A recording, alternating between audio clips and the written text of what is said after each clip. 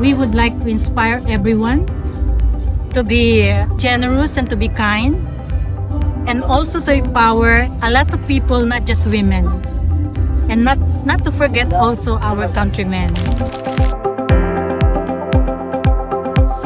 What inspired you to start your initiatives? Yes, Skylark is very important for me because 7 years ago, I was with my friends and I asked them, how can we change our faith and also the faith of our countrymen in our own special way? So because when you turn 50, well, I'm 60 now. So we've been doing this for, well, a decade already. You know, what we can do in our life is to make it meaningful.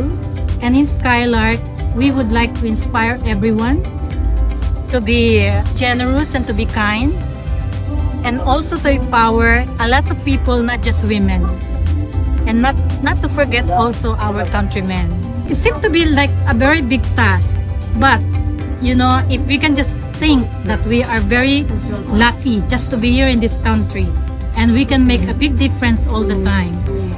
So I think that what matters most is to share, to pay forward, to think that there's a lot of things that we can do to make everyone's life better. Grateful for what we have. That's amazing. Okay, why Skylark Foundation? Why the name?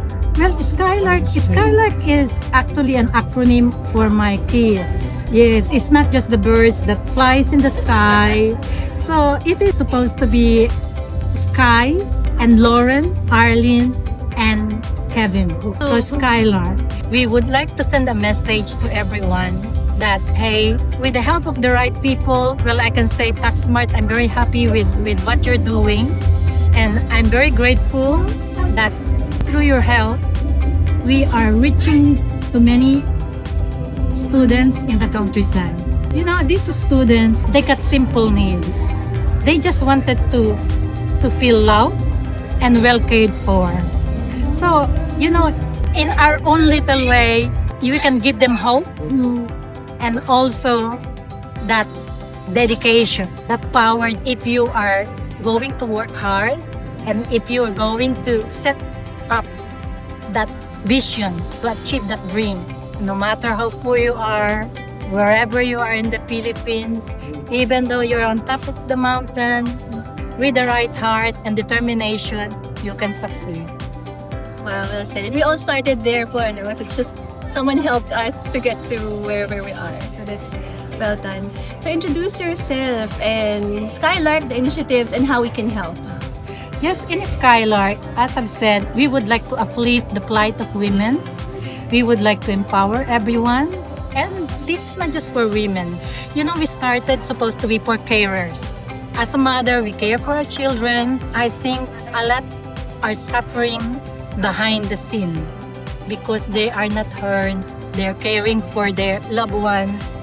But at that time, we got a lot of senior members. And I was asked before by one member that isn't it that we have to concentrate with ourselves because we are seniors. You know, for many years, I think for 3 years, we concentrated for seniors and cancer patients because I am myself, for a few years, I suffered a little bit of, I will say that misfortune, because I mean, cancer is very common nowadays. But I think that made me braver, made me determined to make a difference in my own way. So that when I turned 50, I convinced my friends in the Philippines to set up this Skylark. And also, you know, my mother is an educator. She's been a principal for almost 3 decades. She always thinks about all those who don't have power. In the Philippines, the government subsidized the education up to high school. But going to uni, it's still a dream for many people. What we're doing now, and I would like to inspire everyone and challenge everyone too, that if they're going to save even just a cup of coffee every day, they can also empower families in the countryside, especially those who were misplaced by Mount Pinatubo eruption. In Lupang Pangako, there's about 700 students. And I think they got one graduate. I think the pioneer graduate. I would like to encourage all the inspirational women awardees and the empowered women. Later on, I would like to knock at the door that they can help to, for these students to dream big and to achieve that dream, so that in the future they can also help the next generation to improve their lives. Well, Arlene Lucas here. December, I celebrated my 60th year as a golden girl. That made me think, what can I do not just to improve my looks, but to improve the lives of our countrymen. I hope everyone will think the same, because we are very lucky just to be here in Australia. How do we contact you? You can send email to Skylark Foundation Australia @gmail.com, or just contact me 0412 225876. Can I say that Skylark Foundation is registered with ACNC? We are a legitimate charitable organization, and that every cent that you are going to send us, or whether it is a check or coins or anything, we accept any help. We have partnered with many schools, about 4 schools in Iba, Zambales, 2 in the countryside.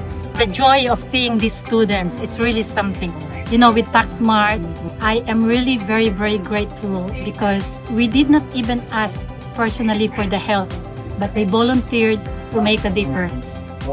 So you can do it. Everyone can do it.